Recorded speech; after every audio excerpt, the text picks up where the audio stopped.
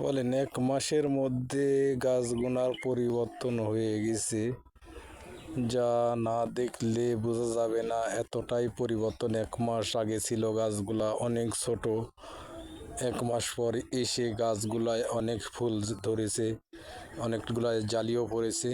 এটা হলো মরিচ গাছ, উন্নত ফর্মুলায় তৈরি। এই মরিচ চাষ সবাই করতে পারবে না, আবার অনেকেই করতে পারবে যদি বুদ্ধি থাকে। বুদ্ধি দিয়ে কাজগুলো করবেন তাহলে সম্ভব, আর তাছাড়া সম্ভব না। এই কারণে বলছি ভিডিওর সঙ্গে থাকবেন, ভিডিওটা শেষ পর্যন্ত দেখে এই উন্নত মানের মরিচ চাষ করা শিখবেন। কেমন করে লাগাতে হয়, কেমন করে তৈরিটা করতে হয়, এই মরিচগুলো চাষ করার পরে বুঝবেন। চাষ না করলে বুঝবেন না। একটা গাছে 2 কেজি করে মরিচ আসবে।